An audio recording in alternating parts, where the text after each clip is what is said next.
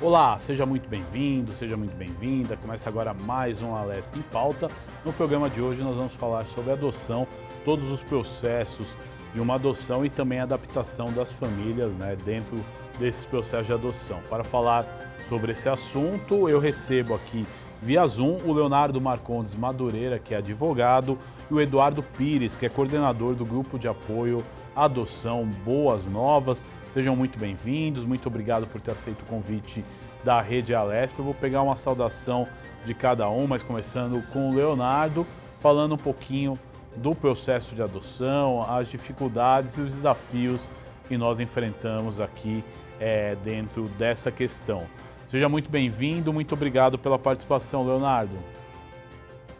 Guga, primeiramente eu que tenho que agradecer, é uma honra estar aqui falando com você e com a Rede Alesp, com uma referência igual ao doutor Eduardo, a respeito de um tema tão importante que é a adoção, que é a inserção de uma pessoa em uma nova família. E muitas vezes as pessoas falam, a adoção é um processo burocrático, um processo demorado, mas a gente tem que levar em consideração a consequência que esse processo traz. A gente tem de lembrar ali que foi um ser humano que em um momento ele foi rejeitado, seja porque os pais não tinham condição financeira de cuidar deles, sejam porque eles não tinham capacidade de fato de criar aquela criança, aquele adolescente, e aí eles levam aquela criança, aquele adolescente para uma fila de adoção para que uma outra família, fazendo um ato de amor sem tamanho, adote aquela criança e volte a inserir ela em um lar de amor, com cuidados, com oportunidades. Então, o procedimento de adoção, ele acaba tendo todas essas regras e toda essa burocracia justamente com o intuito de preservar as partes envolvidas, preservar tanto o adotado quanto a família que está adotando. Porque essas fases servem justamente para que aquelas pessoas se conheçam, para que elas entendam quais são os desafios de fazer a inserção daquela pessoa na nova família, o perfil de cada um, como que é a rotina dentro de casa. Então é por buscando ter esse cuidado é que a lei traz esses procedimentos. Legal, E hein? digo, a lei já evoluiu muito. Se você pegar a legislação brasileira aí nos últimos anos, ela era totalmente diferente, era um procedimento muito mais simples e às vezes muito mais complicado. A lei ficou muito mais humana. Legal, importante esse registro. Agora, Eduardo, importante você Você ia falar perguntar também. alguma coisa? É importante você dar a sua introdução e também falar do trabalho do teu grupo, de incentivo e de ajuda à adoção. Olá, Guga. Quero saudar os nossos telespectadores aí e dizer que também para mim é uma honra estar aqui, né, mais uma vez na TV Alesp, tratando desse assunto tão importante e agradecer, né, toda a produção que tem trazido esse tema para a gente jogar um pouquinho de luz em tantas dúvidas que as pessoas têm. Eu sou coordenador, né, do grupo de apoio Boas Novas desde 2015 e a gente tem feito esse trabalho de ajudar as famílias nessa jornada que é ser família por adoção, ajudando a capacitar as famílias, mesmo depois que os seus filhos chegam, porque é desafiador, eu reconheço que é desafiador. Eu sou filho por adoção e sou pai por adoção também, então eu sei como é desafiador a gente poder construir uma família, né, com gente que a gente não conhecia. Então, eu quero agradecer mais uma vez o espaço que vocês têm dado para a gente tratar do tema e tentar ajudar um pouquinho a desmistificar todo esse processo que é a adoção. Importante a gente desmistificar, e aqui o Parlamento Paulista tem uma frente parlamentar, de incentivo à adoção, coordenada pelo deputado Caio França, do PSB. Eu quero que vocês comentem, a importância dessa discussão de políticas públicas e também dessa discussão chegar ao legislativo para que a gente possa, criar políticas públicas que incentivem e facilitem, o processo de adoção. Primeiro, eu já pergunto aqui para o Eduardo. Bom, Guga, a adoção, né, para ela ser, de acordo com o lema que a gente traz da Associação dos Grupos de Apoio à Adoção, da qual sou conselheiro, que é uma adoção legal, segura e para sempre, ela só pode acontecer via judiciário. Não tem outro método de acontecer uma adoção legal, segura e para sempre se ela não passar pelo judiciário. Então, quando a gente fala, né, de apoio do município, da questão da legislação, né, aqui municipal, falando de São Paulo, o que a gente pode pensar é no acolhimento das crianças, onde essas crianças estão, que assistência que essas crianças e esses adolescentes, que a gente não pode esquecer que tem muitos adolescentes também acolhidos, e a frente parlamentar também em prol da adoção, que o Caio França aí coordena, junto com o pessoal da HESP, ela tem sido uma voz também para essas crianças e adolescentes em situação de acolhimento, em situação de vulnerabilidade, para que a gente possa ter políticas públicas que atendam às demandas dessas crianças enquanto elas estão no acolhimento. Né? Depois que elas saem do acolhimento para a família por adoção, aí elas já estão numa família, aí essa família vai seguir o seu processo legal, né, no judiciário. Mas o município tem essa responsabilidade de cuidar dessas crianças enquanto elas ainda estão acolhidas, e aí uma política que ajuda muito na adoção é o acolhimento familiar, e é uma bandeira que a gente tem levantado para que as crianças não fiquem ad eterno numa instituição, sendo apenas mais um número, né, não tendo um cuidado individual, não preparando essa criança para uma nova família, que é um trabalho também importante, que precisa ser realizado, a capacitação da equipe técnica, dos educadores. Então, o município pode fazer muito, e a Frente Parlamentar acaba dando voz para todas essas causas que envolvem as crianças e adolescentes que precisam de uma família. Né? Importante. E você, doutor Leonardo, como é que você entende essa questão? Gostei muito da colocação do doutor Eduardo, perfeito, porque se você pega numa situação de uma criança que está para ser adotada, é claro que enquanto ela está ali sobre a tutela de instituições do Estado, é preciso que a formação dela seja acompanhada, é preciso que a educação dela seja instruída, é preciso que, por mais que ela não esteja inserida em um lar, que ela se sinta amada, que ela se sinta protegida, que ela se sinta preparada para o mundo e, principalmente, preparada para uma nova família, porque há de concordar o seguinte: uma pessoa que ela é maltratada, uma pessoa que constantemente ela é imposta a determinados desafios, não se sente acolhida, não se sente protegida, não tem ali aquela base da pirâmide de Maslow, que é alimentação, cuidado, dever, autopreservação, ela vai se desenvolver como uma pessoa com diversos traumas. E isso vai tornar extremamente difícil que a família que venha a adotar aceite aquela criança. Porque, como a gente já falou aqui, já é um procedimento desafiador. Então, se a pessoa ainda tiver traumas, tiver dificuldade, e é lógico que isso reverbera no comportamento dela, mais difícil ainda se torna e mais excluída da sociedade aquela pessoa se sente. Então, o papel do Estado é de cuidar daquelas pessoas que foram deixadas nessa situação, promover uma maior divulgação e trabalhar também uma eficiência nesses processos de adoção. Prazos seriam interessantes, porque ali você vai ter várias famílias que o sonho daquelas pessoas é adotar, famílias que vão trazer amor, carinho, dar boas condições, poder prover uma educação de qualidade, cuidar daquela pessoa, formar um ser humano super preparado e excelente para contribuir com a nossa sociedade, além de mudar a vida, de mudar o lar, não só de quem adota, mas também de quem é adotado. Eu vejo que o Estado ele pode tomar esse tipo de medida para conseguir contribuir com o processo de adoção. Importante, né, essas colocações. Agora a gente vê, segundo dados do Sistema Nacional de Adoção e Acolhimento, mais de 30 mil crianças e adolescentes vivem em situação de acolhimento no país, com cerca de 5 mil estando totalmente prontas para adoção. Esse processo, né? Muitas crianças, o tempo que elas esperam, elas vão crescendo, né? E às vezes ficam sem um acolhimento familiar. Como é que funciona isso? É legal a gente esclarecer para o nosso telespectador.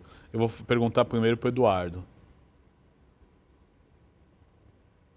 Bom, Guga, o pessoal sempre fala que o processo é muito burocrático, é muito demorado, né? Tudo leva muito tempo, mas na verdade, o processo de habilitação para alguém adotar uma criança, ele é muito simples, né? Você vai se inscrever, vai passar pelas entrevistas e vai ser colocado na fila de pretendentes. Agora, o que demora é conciliar o perfil de quem quer adotar com as crianças que já estão lá. Esse é o desafio, né, que a gente tem.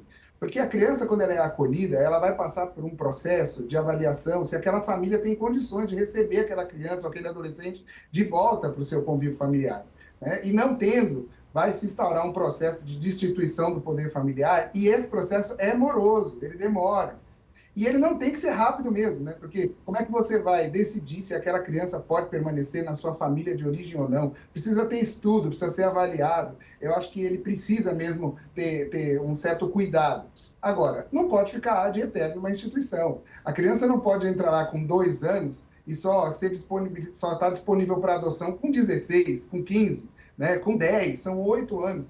Então, a gente tem uma média aqui em São Paulo, né, do processo de instituição, de quase 7 anos, a criança dentro do acolhimento. Isso é um absurdo, né? A família está lá esperando, a criança está esperando uma família, ela não vai retornar, às vezes o pai está preso por 30 anos, a mãe está desaparecida, envolvida com droga, né? E aquela criança está crescendo no abrigo. Então, eu entendo que o pretendente precisa saber quais são as crianças reais, né? Quais são as crianças que estão lá no acolhimento? Você deu um dado importante, né? Que são, em São Paulo, você colocou 5 mil, mas pensando no Brasil, né? Em São Paulo, a gente tem 1.127 crianças disponíveis hoje para adoção, que não tem ninguém na fila por elas, né? E a gente tem, em São Paulo, mais de 10 mil pretendentes. Só que dessas crianças que estão acolhidas em São Paulo, 10% só está dentro dessa faixa etária que todo mundo quer. O resto, os 90%, está acima da faixa etária que as pessoas querem, né? E só 10% dos pretendentes aceitam crianças acima de 8 anos. Então, a gente tem esse entrave da conciliação do perfil. A gente tem ainda, eu estava vendo um número aqui, dos pretendentes de São Paulo, dos 9 mil pretendentes, tem 3 mil pretendentes que só aceitam crianças brancas.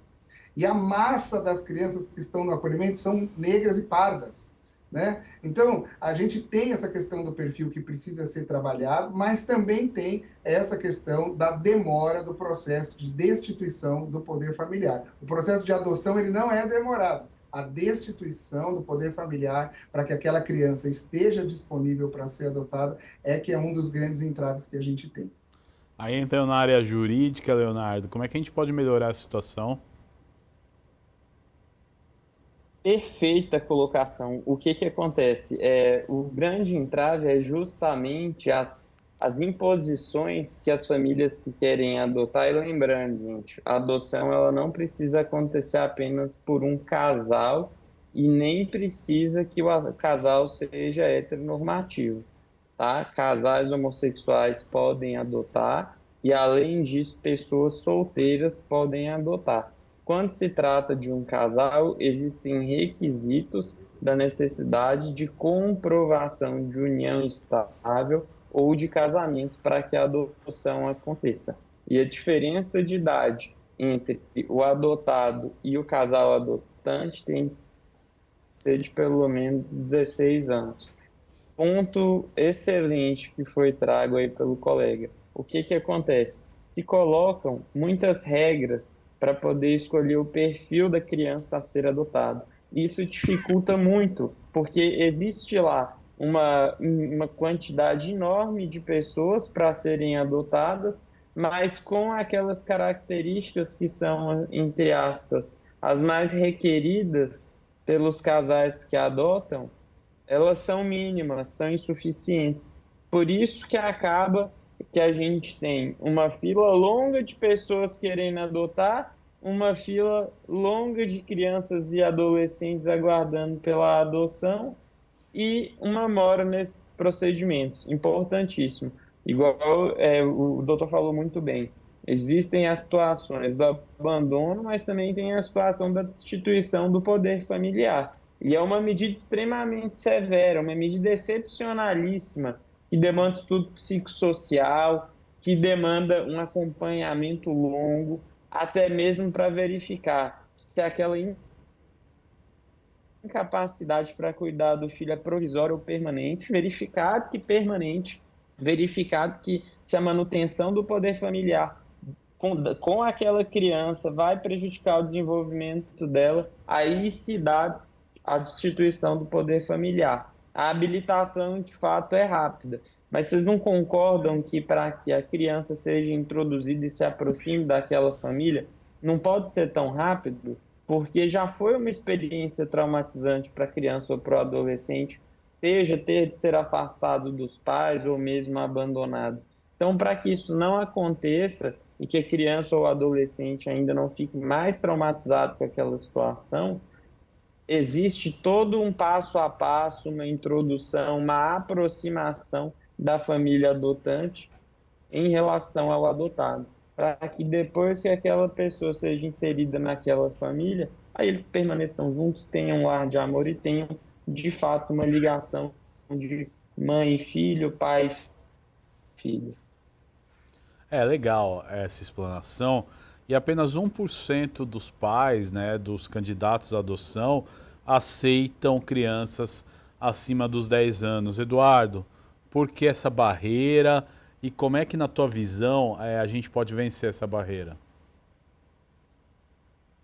Eu acho que toda barreira, né, que tem quando a gente fala dessa questão emocional, a gente precisa trazer conscientização, né? A gente chamava de adoções necessárias, né, adoções disponíveis, a gente chamava essa fase, né, dos mais velhos, das crianças com deficiência, das grandes grupos de irmãos, de adoções, eu dava um monte de nome, né?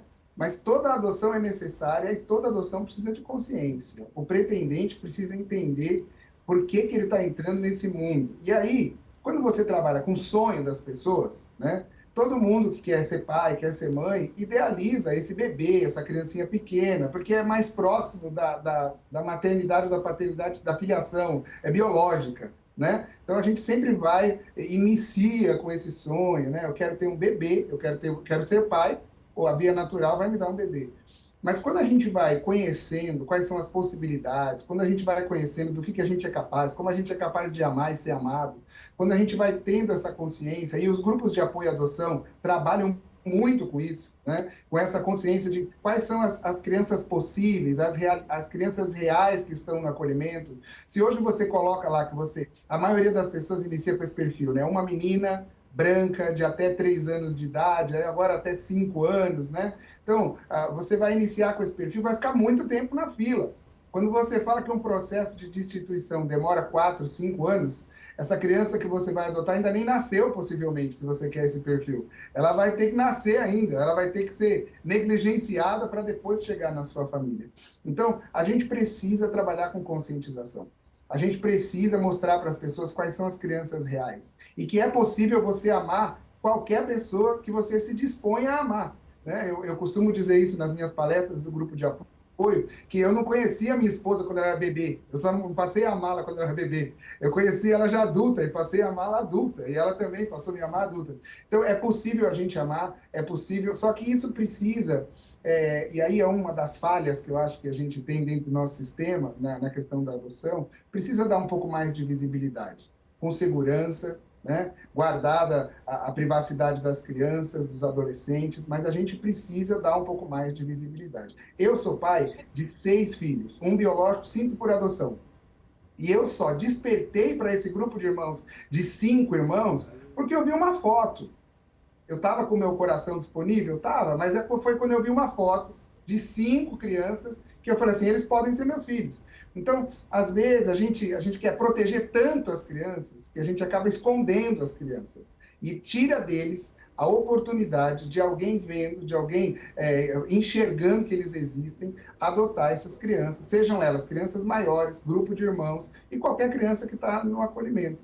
Então, precisa dar um pouco mais de visibilidade, com consciência, com responsabilidade. Eu não sou a favor da exposição de qualquer jeito, não. Eu acho que a gente tem que preservar, né, a criança, mas para o pessoal que está na fila, para os pais que estão ansiosos por ter os seus filhos, a gente precisa dar um pouco mais de visibilidade. Isso ajuda, porque eu sou testemunha viva. No meu grupo eu tenho pais que adotaram 4, que adotaram 3, que adotaram 5, como eu. Então, a gente vendo, a gente conseguindo se conectar com essas crianças, isso traz para eles uma possibilidade gigante, aumenta, né, muito a possibilidade deles serem adotados. Então, eu acho que precisa dar um pouco mais de visibilidade, precisa divulgar um pouco mais o que é a adoção e como ela funciona, e nisso o poder público pode colaborar. E tem uma outra coisa também, quando a gente fala de adoção de bebês, de crianças, que o município pode fazer, e está fazendo, mas ainda muito devagar, né? Que é a questão de divulgar a entrega legal, a entrega voluntária.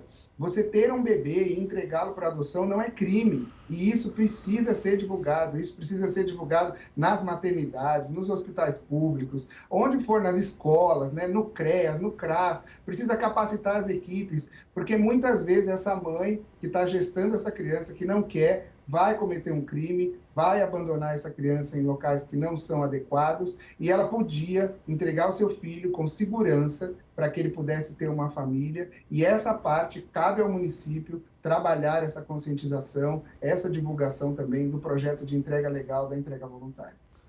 Importante todas essas... Linda sua história, meu Pois amigo. não. Pode falar, Leonardo. Linda sua história, Eduardo. Parabéns. Uma sugestão que seria interessante, o que você acha de se existissem dinâmicas em relação ao convívio de pais que querem adotar e essas crianças que estão para adoção, às vezes em ambientes controlados, que permitissem que essas pessoas interagissem, tivessem um momento em conjunto? Você acha que seria uma política pública interessante?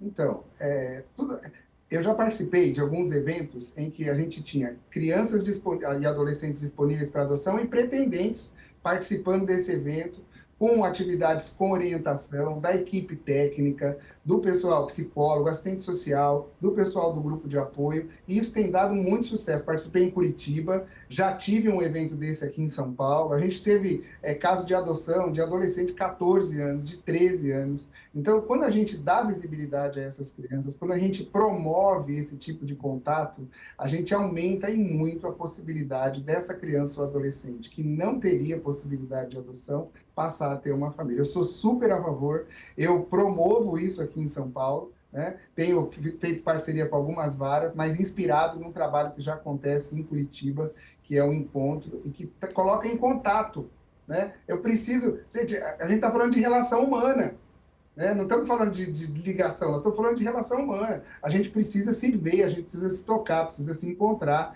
para que possa perceber se tem essa conexão ou não e se há essa disponibilidade emocional de eu me relacionar com aquela criança ou com aquele adolescente. Então, sou super a favor. Os meus filhos vieram por um projeto desse que divulga isso, né? A gente chama de busca ativa.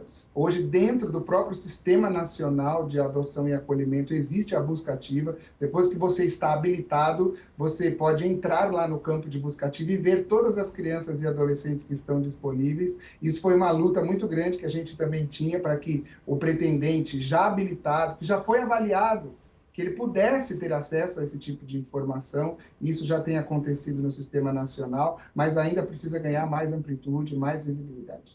Sem dúvida nenhuma. Muito legal, meus parabéns pelo seu trabalho. E ainda no gancho de tudo isso que você falou, você adotou irmãos, né, Eduardo? E somente 37% das pessoas que se candidatam à adoção aceitam adotar irmãos. E aí é uma questão que se torna bastante delicada também, né? Porque de maneira nenhuma a gente pode separar os irmãos, é isso mesmo? Não é assim, então, a ferro e fogo, né? Depende do convívio que esses irmãos têm, né? A equipe técnica, tanto do abrigo quanto do fórum, ela vai avaliar, porque às vezes esses irmãos não têm contato, às vezes foram acolhidos separadamente, às vezes eles não tiveram esse convívio, né? Ou, às vezes, eu tenho um irmão muito mais velho e tenho uma criança muito mais nova e eu vou punir essa criança mais nova de ter uma família porque ela vai ter que ser mantida junto com o seu irmão mais velho. Então, cabe à equipe técnica, nem vou dizer ao juiz, né, mas a equipe técnica que vai fazer esse relatório, né, cabe à equipe técnica avaliar se esse vínculo deve permanecer ou não. Os meus filhos têm mais irmãos que foram adotados por outras famílias, né? Então, pode acontecer. E hoje também a gente tem a adoção compartilhada, que o pessoal pensa que é igual guarda compartilhada, mas não é. A adoção compartilhada é quando duas famílias adotam os irmãos separadamente, mas garantem a convivência desses irmãos. Então, eu posso adotar com uma outra pessoa do meu grupo de apoio, com alguém que é meu parente, alguém que eu conheço, ou alguém que eu passe a conhecer, mas garanta que esses irmãos possam ter um convívio e não percam o convívio, mesmo estando em famílias diferentes. Então, eu sou a favor da adoção dos irmãos, eu torço para que eles não sejam separados, como os meus não foram, né, nesse grupo de 5, que era o grupo que tinha convívio, mas eu reconheço que às vezes é necessário, inclusive por outras demandas que os irmãos apresentam. A gente tem várias demandas que os irmãos tiveram que ser separados, até por práticas que eram inadequadas entre eles, e aí a equipe técnica, fazendo essa avaliação, consegue encaminhá-los para famílias diferentes de forma saudável. Eduardo e Leonardo, vocês continuam com a gente, nós vamos para um rápido intervalo nesse Alesp em Pauta, que trata do tema adoção, e já já a gente volta falando muito mais sobre esse assunto. É rapidinho, a gente vai e volta.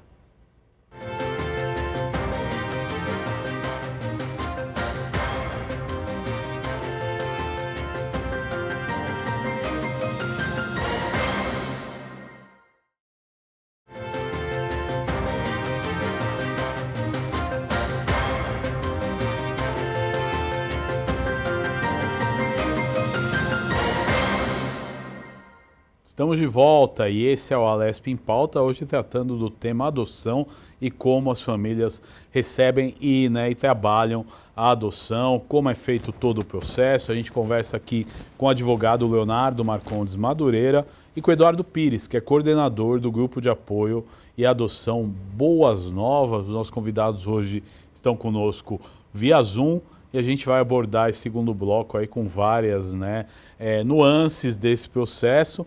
E a gente vai começar com um assunto que a gente conversava agora no intervalo, que é a adoção internacional, né? Às vezes o olhar, você vê um artista, por exemplo, traz, uma menina de um outro país, um filho de um outro país, uma adoção internacional. Mas como é que funciona isso, Eduardo? E aí depois a gente abre para o Leonardo, para a gente entender se é tão fácil e tão viável assim. Bom, eu vou ser bem curto na minha resposta, porque o Dr. Leonardo é que é expert aí no assunto, mas o que a gente estava conversando é que muitas vezes a gente vê algumas coisas na mídia e acha que são fáceis, né? Que basta você pegar um avião, sair daqui do Brasil e buscar uma criança na África, na Ucrânia, em qualquer um desses lugares, e não é bem assim, é bem difícil. A situação é muito burocrática, aí sim a gente está falando de muitos passos, mas eu vou deixar o Dr. Leonardo falar porque ele vai poder falar com mais propriedade. Vamos lá, doutor. Guga, é um procedimento dificílimo, porque vai demandar conhecimento na legislação local do país de onde a pretendente adotante, do pretendente adotado reside. E o que vai acontecer? Existem países, o pessoal vê muito a adoção de crianças africanas. A África é um dos países que mais impõe dificuldades no momento da adoção. Você tem que fazer um cadastro dentro desse sistema. Em algumas situações, você tem a obrigatoriedade de passar um período no país para que haja uma aproximação com a criança. Ocorrida a aproximação com essa criança, aí eles vão deferir esse procedimento e você vai ter que fazer uma regularização desse procedimento em um tribunal brasileiro. É bem mais complexo e vai variar de país para país. Se você for na Ucrânia, vai ser um procedimento. Se você for em Angola, vai ser outro procedimento. Se você você for a Moçambique, outro procedimento.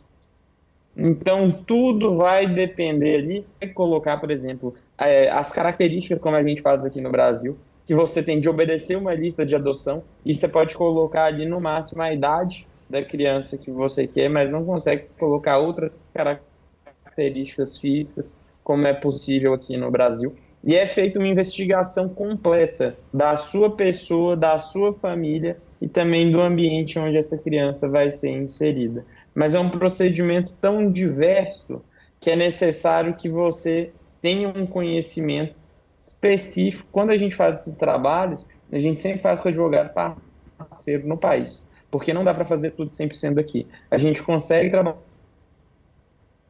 com as autoridades coautoras daqui, as autoridades responsáveis, mas algumas autoridades só poderão ser acionadas no país estrangeiro. E aí a gente vai precisar de um profissional no país para que a gente possa fazer essa comunicação e fazer todo esse procedimento de forma regular. Ah, e se uma pessoa vai lá e faz o procedimento de forma irregular e traz a criança? Deixa eu te falar. Busca e apreensão de menor envolve a Interpol. Crime com penas extremamente severas. Não faça isso de forma alguma. Adotar uma criança estrangeira precisa se fazer da forma mais correta possível e com toda a documentação extremamente regularizada, porque as consequências são severas para esse tipo de situação. Importante o registro. Agora, Eduardo, eu quero saber uma outra coisa, né? A gente vê que só 3% aceitam crianças aí com deficiência cognitiva e 6% com deficiência física. Isso, acho que além de um problema social, um problema de inclusão e conscientização também. Por que acontece, né? Um número tão pequeno, né? E, na verdade, essas crianças, elas precisam de um cuidado muito maior, né? Não, com certeza, né, Guga? Eu acho que eu parto também, né, do princípio que todo mundo que pensa em ter um filho nunca idealizou ter um filho com uma necessidade especial, ser um filho, né? Você nunca idealizou ter um filho cadeirante, um filho com síndrome de Down, né?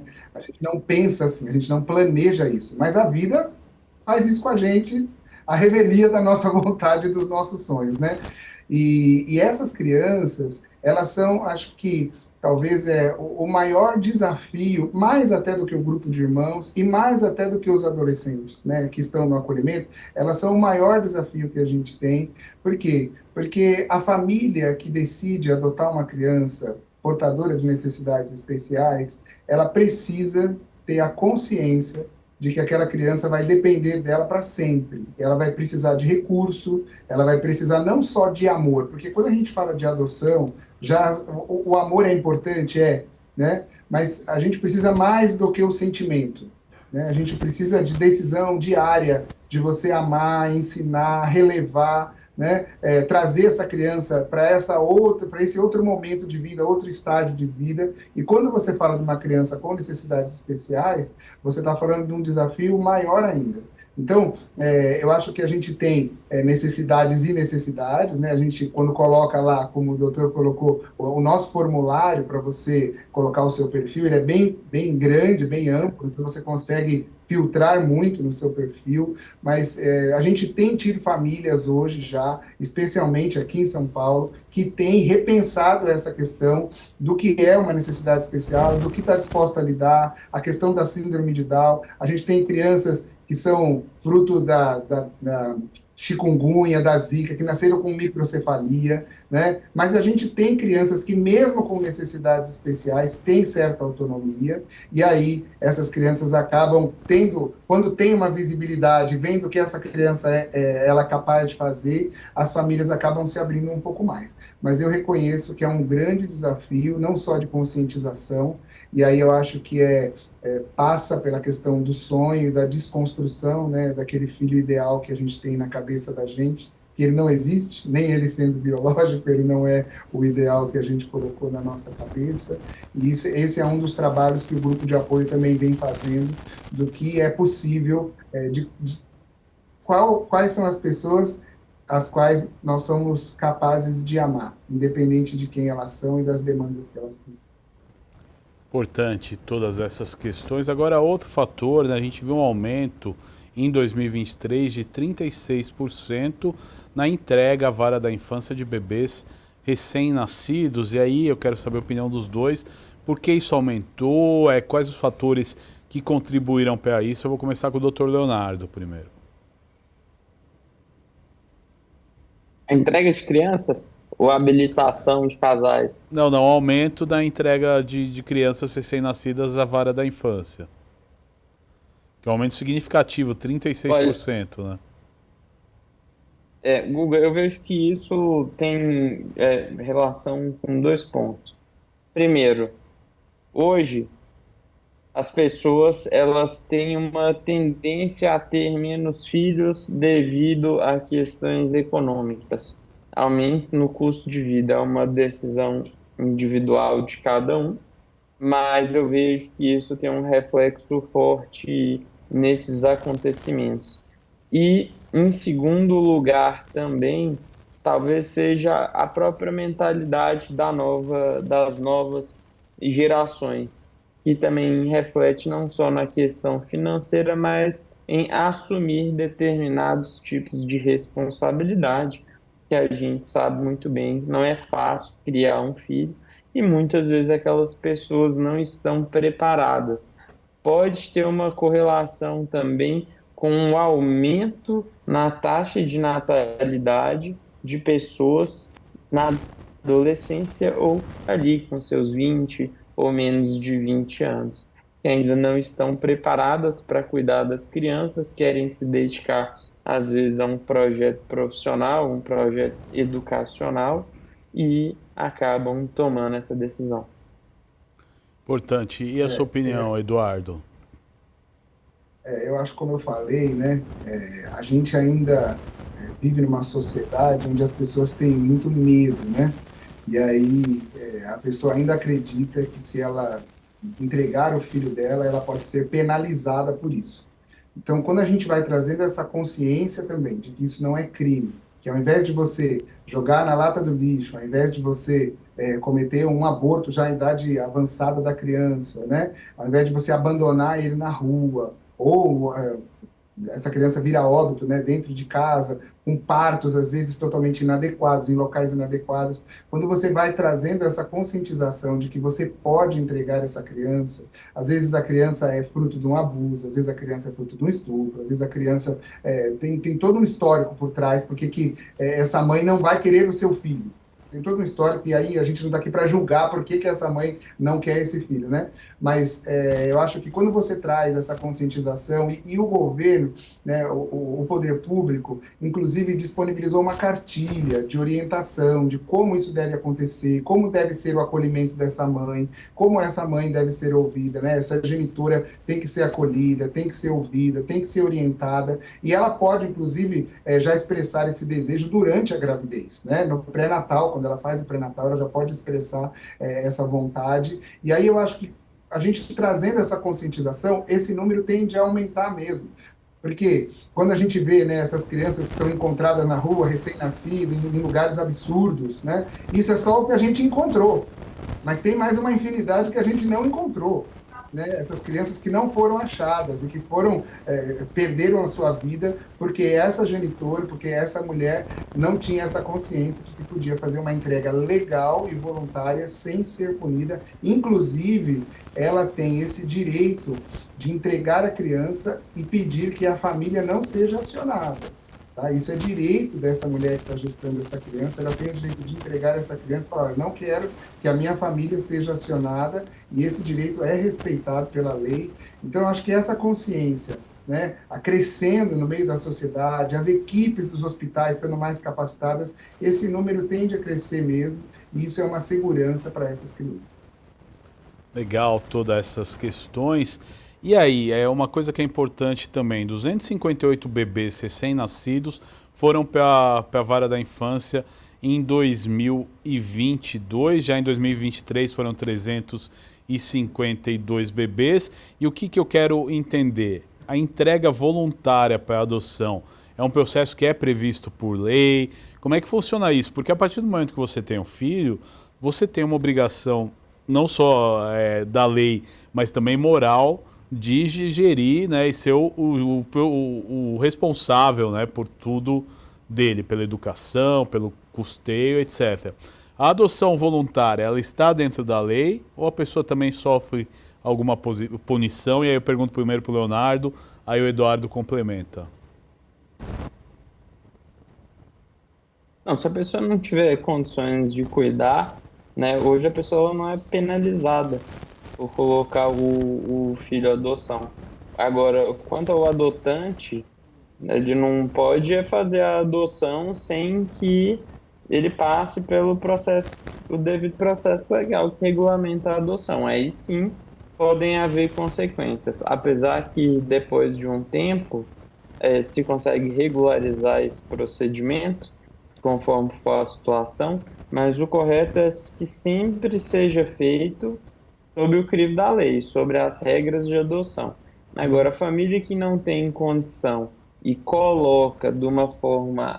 Lembrando, gente, é colocar a criança em um instituto que foi criado para isso, que vai poder disponibilizar condições adequadas para os cuidados daquela criança, para o desenvolvimento dela.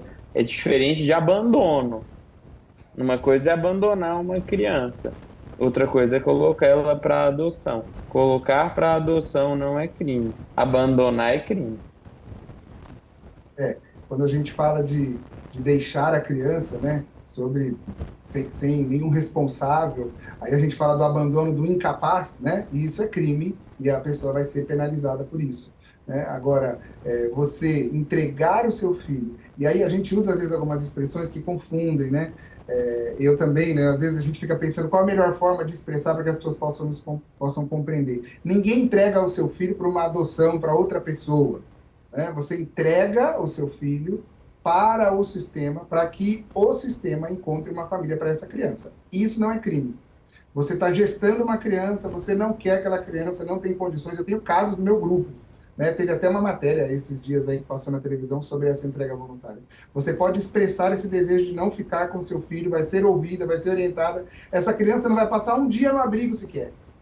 Um dia sequer no abrigo. Uma família da fila vai ser acionada e vai ficar com essa criança. Essa mãe tem 10 dias para se arrepender da decisão que tomou.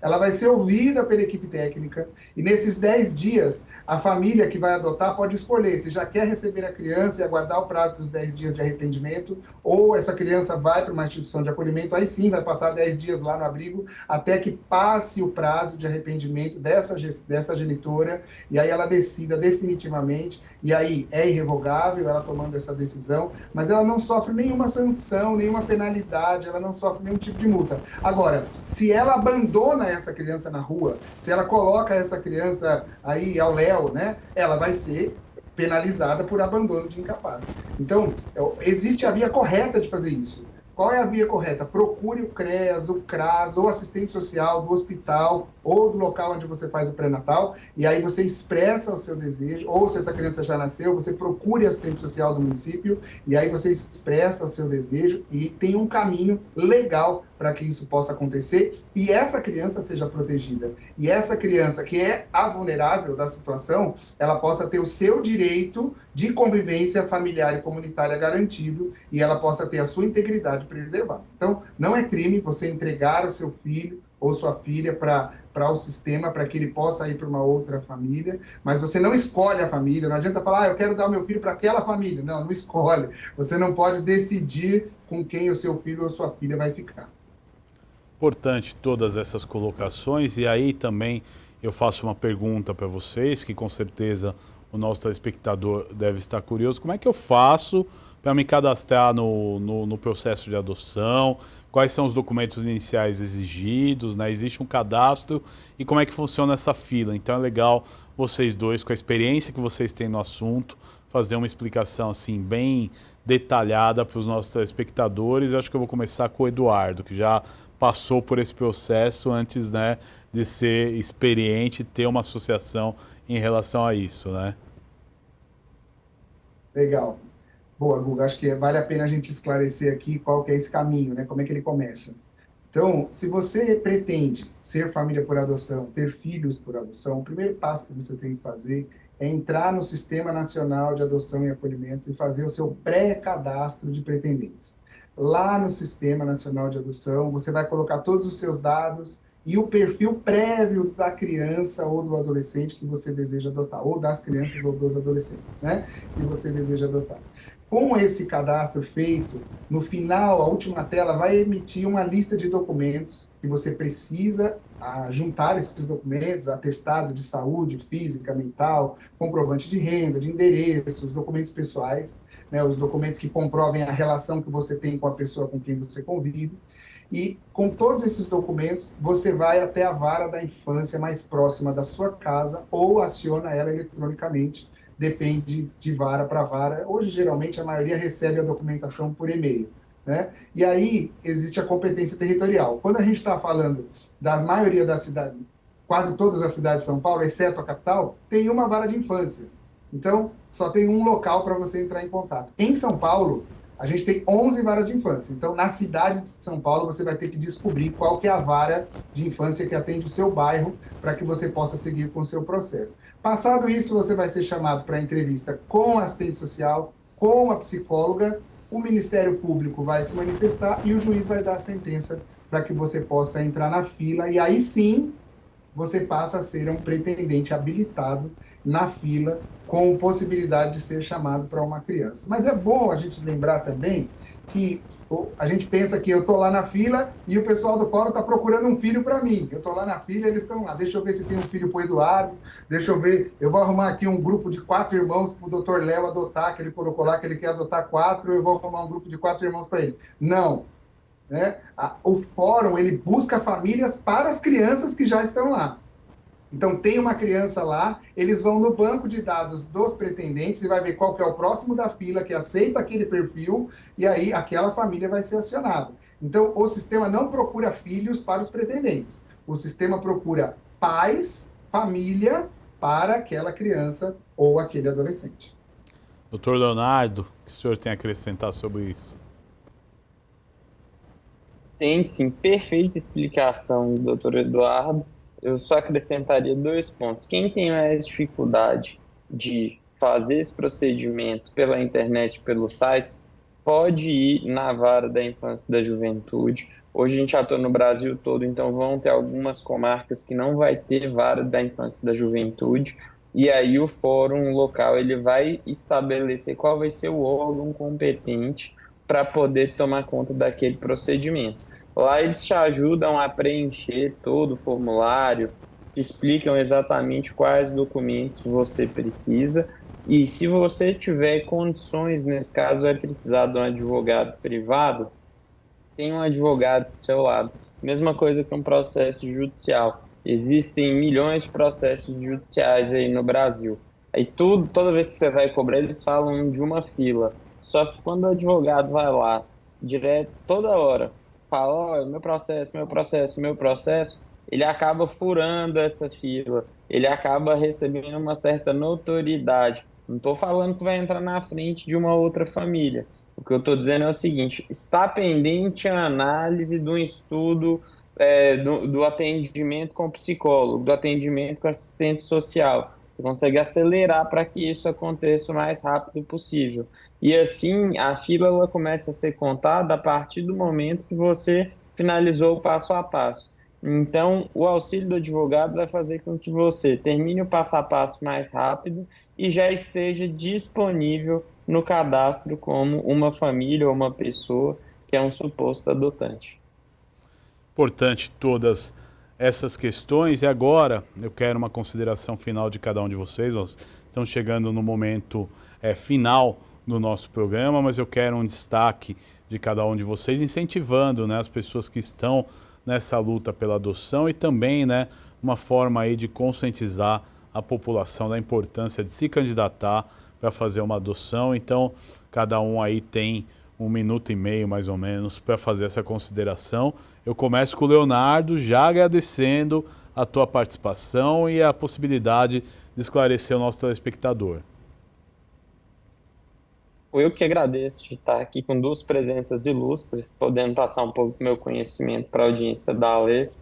E a mensagem que eu deixo é que o ato da adoção é um ato de amor enorme, porque você escolhe ter uma pessoa na sua família. E olha como que tem um clichê, né, que fala assim, fazendo bem que você passa ele para frente.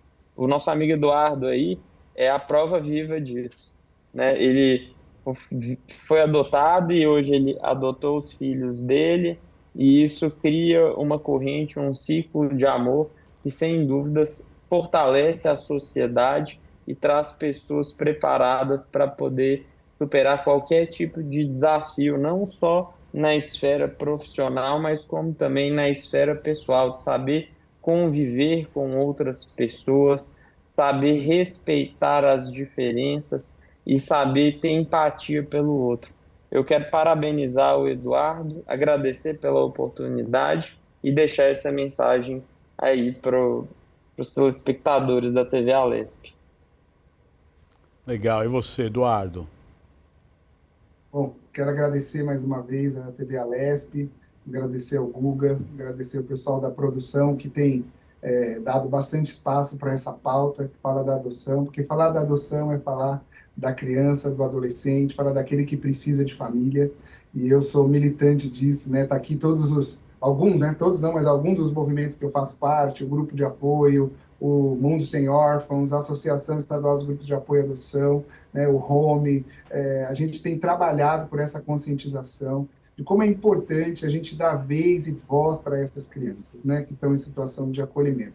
Mas eu queria, se eu pudesse deixar uma mensagem hoje aqui, eu queria dizer uma frase que o Dr. Schettini falou e que está no meu coração, ficou gravada no meu coração, é que todo filho precisa ser adotado.